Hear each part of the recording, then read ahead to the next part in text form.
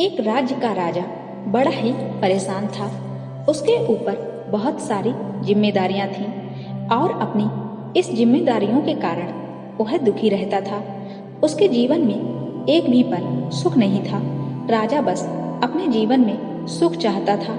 राज्य चलाने की समस्या, लोगों की बातें सुनने की समस्या, यह सब कुछ उन्हें बेकार का झंझट लगता था। वह चाहता था कि बिना किसी परेशानी के सब कुछ सही चलता रहे। फिर एक दिन उसके राज्य में एक गुरु पधारे। गुरु के प्रवचन सुनने के लिए लोगों की भीड़ लगी रहती थी। तब राजा स्वयं उस गुरु के पास पहुंचा और कहा, क्या आप मेरी समस्या का समाधान कर सकते हैं? गुरु ने कहा, यह तो समस्या पर निर्भर है कि तुम्हारी समस्या कैसी है। पहले अपनी समस्या तो बताएं। राजा ने कहा, गुरुदेव, मैं खुलकर जीना चाहता हूँ। मैं दबा हुआ हूँ। इस राजपाट में मेरे ऊपर बहुत सारी जिम्मेदारियां हैं और इस कारण से मैं जीवन में सुखी नहीं हूँ। अगर मेरा यह राजपाट नहीं होता, ये जिम्मेदारियां नहीं होती, तो मैं शायद खुश होता। कितना सुखी होता मैं। कृपया मुझे कोई ऐसा मार्ग बताइए जिससे कि मैं इस सारी झंझट से मुक्त हो जाऊं, मैं सुकून से जी सकूं। राजा की बातें सुनकर गुरु मुस्कुराए और गुरु ने कहा, यह तो बड़ा आसान है। इसका सिर्फ एक ही उपाय है और ज्यादातर लोग इसी उपाय को अपनाते हैं। आप भी अपना लीजिए। यह सुनकर राजा ने कहा, जब यह इतना आसान है तो कृपया मुझे जल्दी बताइए, वो उपाय क्या है? गुरु ने कहा, तुम अपना राजपाट मुझे देकर जिम्मेदारियों से मुक्त हो जाओ और यहाँ से चले जाओ। अपना सुखी जीवन जीने के लिए तुम इस जगह से आजाद हो जाओगे। राजा ने कहा, गुरुदेव, जब यह जिम्मेदारियां मुझसे संभाली नहीं जाती तो आप इसे कैसे संभाल पाएंगे? मेरी तरह आपका जीवन भी दुख से भर जाएगा। गुरु ने कहा, कोई बात नहीं, हम दुख उठा लेंगे।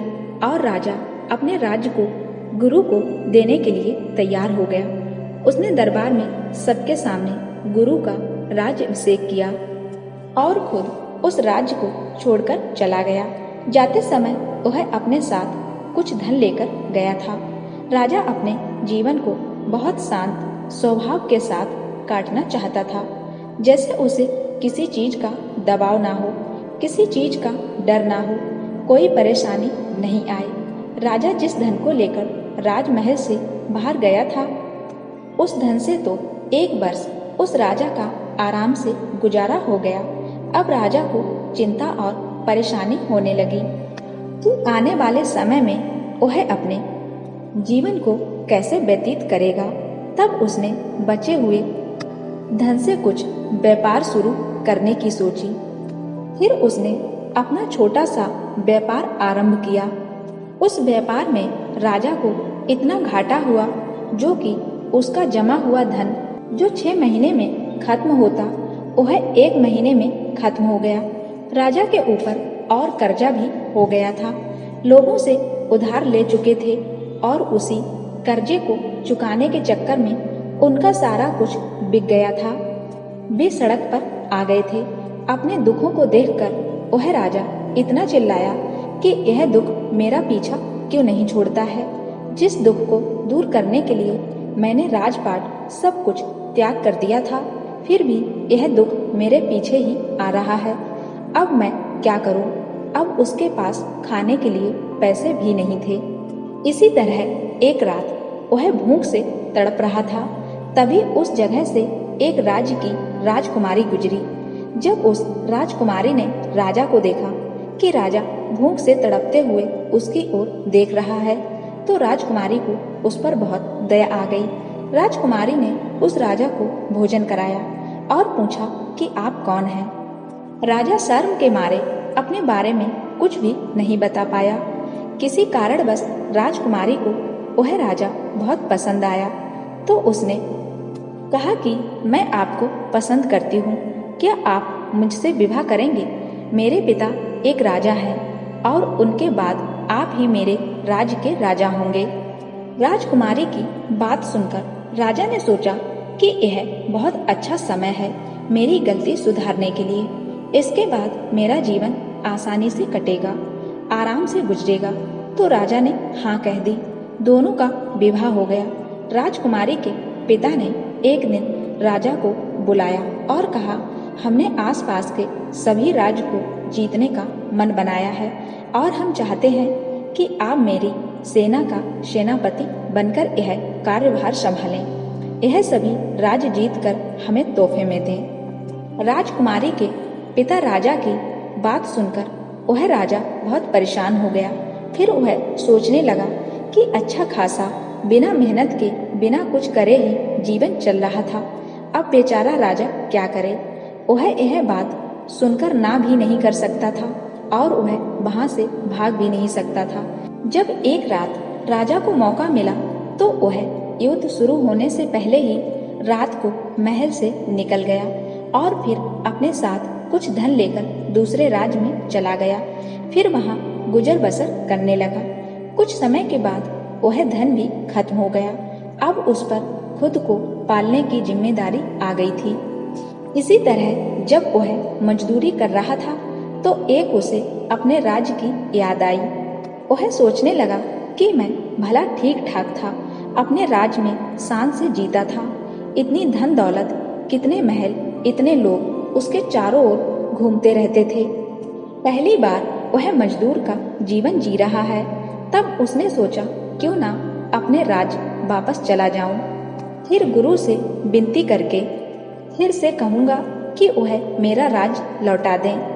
यह निर्णय करने के पश्चात वह वापस अपने राज्य पर चला गया। उसने देखा कि राज्य में चारों ओर खुशहाली है। राज्य में नए नए निर्माण कार्य चल रहे हैं और सब लोग अपने नए राजा की तारीफ भी कर रहे हैं। राजा की सीमा पर एक शक्तिशाली सेना भी खड़ी है जो अपने राज्य को बाहरी आक्रमणों से बचाती रहती है। यह सब देखकर वह अपने आप को और कोसने लगा और सीधे उस गुरु के पास पहुंचा और कहा, गुरुदेव, इस दुनिया में मुझे न यहाँ पर सुख मिल रहा था और ना मुझे यहाँ से भागने के बाद सुख मिला। ऐसा क्यों हुआ? उसकी बातों को सुनकर गुरु ने कहा, सुख और दुख तुम्हारे भीतर होते हैं। यह जगह बदलने से नहीं जाते। जगह तो हमेशा तुम्हारे साथ चलती रहती है। क्योंकि तुम नहीं बदल रहे हो तो तुम्हारे सुख और दुख कैसे बदलेंगे? जो अपनी जिम्मेदारियों से भागते हैं, जिम्मेदारियां उनके पीछे ही भागती हैं। वो उनसे कभी दूर नहीं हो सकता है, वो उनसे कभी पीछा नहीं छुड़ा सकता है। और जो जिम्मेदारियों को निभाते हैं उसे समझते हैं उनकी जिम्मेदारियां ही उनकी शक्ति बन जाती हैं और तब उन्हें कहीं भागना नहीं पड़ता है। फिर गुरु ने एक चिड़िया के घोंसले की तरफ इशारा करते हुए कहा, देखो, वहाँ जो चिड़िया दिख रही है वह घोंसला बनाती है ताकि इसके बच्चे खुश रह सकें, सुरक्षित रह सकें। अगर वह चिड़िया अपनी जिम्मेदारियों से भाग जाए तो क्या उनके बच्चे सुरक्षित रह सकेंगे? और जब उनके बच्चे सुरक्षित नहीं रहेंगे तो वो सुरक्षित कैसे रहेगी? उनके बच्चे ही तो उनकी ताकत है। ना वहाँ घोंसला रहेगा ना उनके बच्चे रहेंगे। उस घोंसले की वजह से ही आज वह चिड़िया सुरक्षित है, उनके बच्चे सुरक्षित, और यह सारी चीजें उस चिड़िया की जिम्मेदारियों की वजह से है, उनकी मेहनत की वजह से है। मेरी एक बात याद रखना, दुनिया में तुम कुछ भी करो, यह जिम्मेदारी है और तुम्हारा कर्म कभी तुम्हारा पीछा नहीं छोड़ेंगे।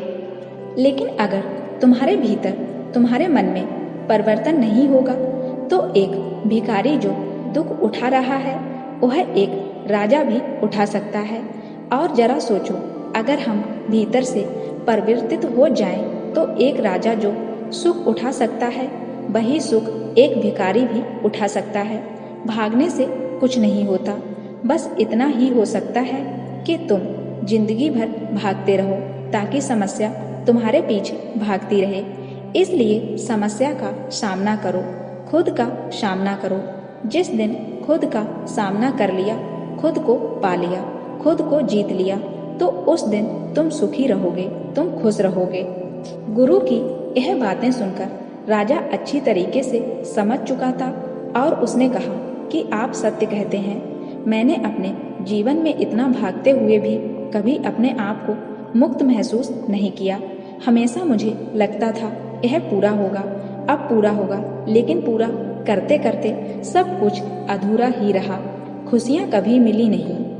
फिर गुरु ने जब देखा कि राजा को अपनी गलती का एहसास हो गया तो गुरु ने राजा को उसके राज्य लौटा दिए और फिर अपनी यात्रा में, अपनी साधना में वापस चले गए।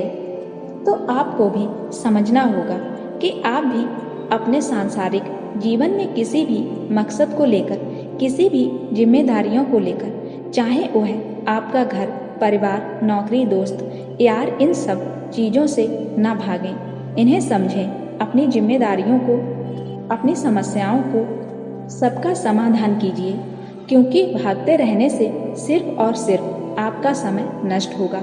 जिम्मेदारियों से नहीं छूटेंगे। जब तक जिंदा हो तब तक जिम्मेदारियां भी रहेंगी। इसलिए समझने की कोशिश करो, क्योंकि जो है समय आप भागने में लगाते हो, वही समय में आप अपने आप को बना सकते हो, अपने जीवन को सुधार सकते हो और एक महान व्यक्तित्व अपने भीतर ला सकते हो, एक महान व्यक्ति बन सकते हो।